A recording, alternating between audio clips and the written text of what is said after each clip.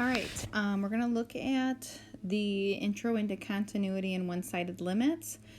Remember, you can pause this at any time, which is nice. So when you're doing it on your own, you can kind of go at your own pace.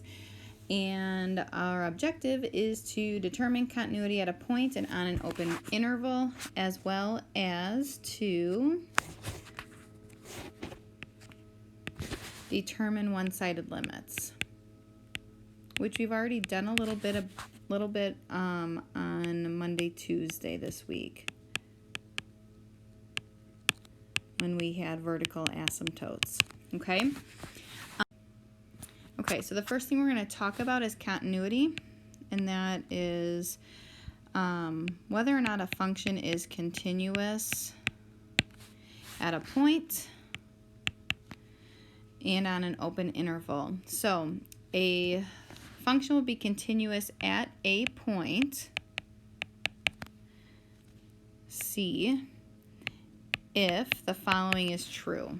Okay, so there's three things you have to make sure are true, and then if all three are true, then we can say it's continuous at a point. One is f of c is defined.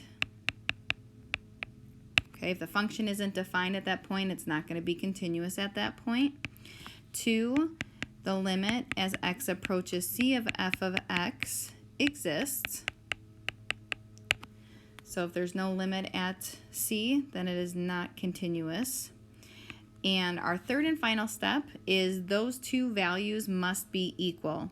The function value at c must equal the limit at c of that function. Okay, you have to have all 1, 2, 3 to show that a function is continuous at a point. Okay, so if we're looking at a few pictures, if we have a function that looks like this, and let's say this is c, this fails number 1. Okay, the function is not defined at c. If there was a point here, then it would be defined. Okay, our next picture, it would fail, but just for a different reason. Our next picture, if this is c, and let's say we have a piecewise function. Here, the function is defined at c, but 2, the limit does not exist because the limit from the left does not equal the limit from the right. They're approaching two different values, so this fails number 2. And I'm going to give you one more picture here.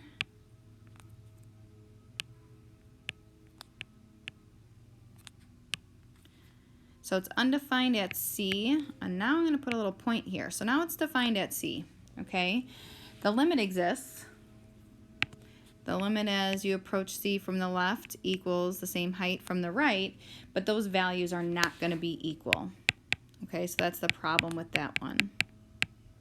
And you are going to need to remember all three of those conditions, okay? And that's going to come up on your AP exam.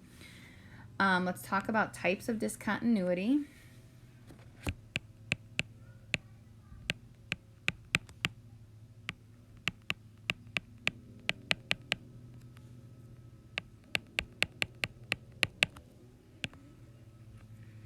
We have what's called non-removable.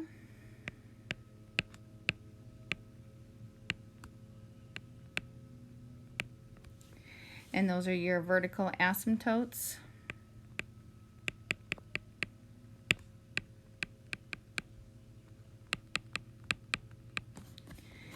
Which is an infinite discontinuity because of infinity there.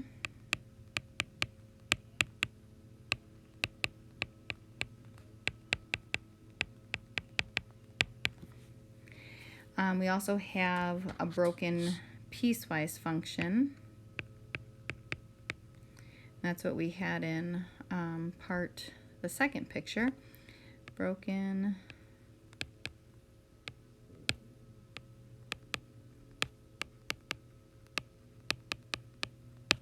so we call it a jump discontinuity.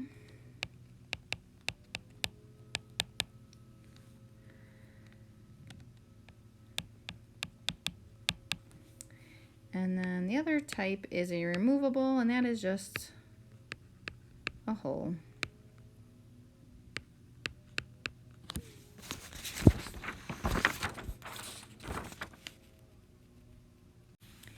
Okay, so this says if f of x is continuous for all real numbers and f of x is defined as the rational function x plus 3 all over x squared plus 3x for all values of x that are not equal to -3, what does -3 equal?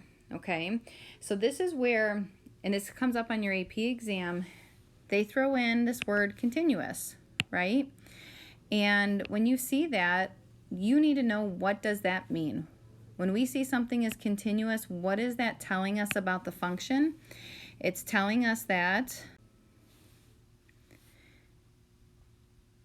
f of c, or in this case f of -3, is defined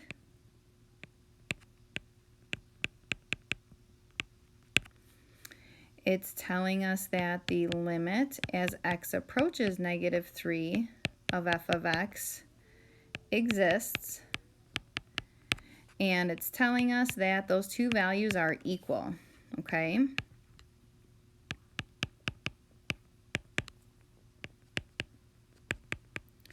So notice what we're being asked for. We're being asked to find f of -3, right? So based on the fact that this function is continuous for all real numbers, we know that f of -3 must equal the limit, okay? So when you think about this, if we did plug in -3 here, so let's take a look at if we were to try to start to set it up, and I were to factor it, when I plug in -3 here, I get 0 over 0, okay? So that brings us back to what we had to do last week. So we're going to manipulate this, and notice that they have a common factor, and we're left with the limit as x approaches -3 of 1 over x, and now direct substitution works, and our limit equals -1/3, so that means since this is continuous, it also must equal our function value. Okay, if we were not told that this was a continuous function for all real numbers, we could not use our definition of continuity here. Okay, so this next one, we have the limit as x approaches 5 of the absolute value of 5 minus x all over 5 minus x. So what happens when we plug in? We get 0 over 0, okay? And we have to remember what the absolute value function looks like. So kind of as a little refresher here, the absolute value of x equals itself when x is greater than 0, and it equals the opposite of itself when x is less than 0. Okay, you have to have an including on one of those. You just can't have it on both. So I'll put on the positive one, okay? So if you think about this, as we're approaching 5, as x gets closer to 5, we have to think about what is the absolute value of the numerator. Is it equal to 5 minus x, or is it equal to the opposite? And this is where we have to separate it into two limits. We're going to look at the limit from the left,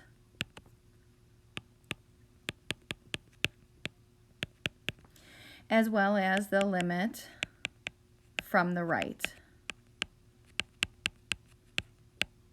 Okay, so when you think about the number line from the left of 5 would be like plugging in 4. If I plug in 4 into the numerator right here for x, 5 minus 4 is positive. So that means as we come in from the left, it equals itself, okay?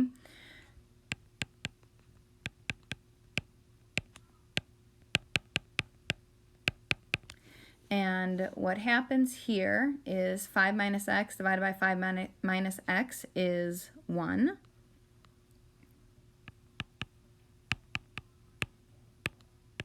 And the limit of a constant is just equal to itself. Now, if you come over to the other one, and we're going to come in from the right-hand side, if I plug in a number to the right of 5, let's say 6, 5 minus 6 is going to give us a negative number. And what's the absolute value of a negative number? the opposite of it. So our numerator actually becomes the opposite of 5 minus x. Okay, still we have a common factor. 5 minus x divided by 5 minus x leaves us with a negative 1. And we know the limit of a constant function is just itself. So when you look here, the limit from the left equals positive 1. The limit from the right equals negative 1. Therefore, our limit here would not exist. And if you did plug that into your graph, what you're going to see is from the left of 5, it's up here. From the right side of 5, it looks like this. Okay, so that's why they're not equal, because that broken part in the graph. So we would say D and E because the limit as x approaches 5 from the left does not equal the limit as x approaches 5 from the right.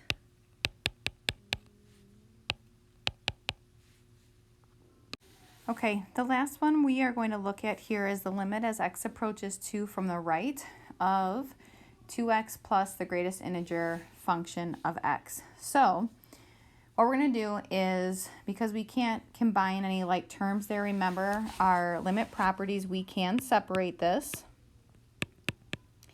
into the two separate limits. And where we're going to have to take or be extra careful is right here with our greatest integer function, okay? So on the left, that we can just use direct substitution, because the limit of 2x is gonna, at 2 is gonna be the same from the left, from the right, and the overall limit. So we'll use direct substitution, which is 2 times 2, which is 4. And then as a reminder of what your greatest integer function looks like, you can always graph it on your calculator to see. But remember what it does is it rounds down. So that's an open and then it jumps. So you may have heard of it as like a step function, but it rounds every number down, even all the way up to like 1.9. Your output is 1. So here, if we're getting closer to 2 from the right, so here is 1 and here's 2. 2 from the right, notice what our output is. It's 2. And so we'll plug that in. And our overall answer is 6. So again, your graphing calculator can graph the greatest integer function. It says INT, or you can even just search greatest integer function. But the notation is like a bracket with a line, okay? And all it does is when you any value you plug in, it rounds it down to the nearest integer. So you plug in 1.1, it rounds down to 1. You plug in 1.9, it rounds down to 1. You plug in 4.1, it rounds down to 4. You plug in 4.75, rounds down to 4. Okay?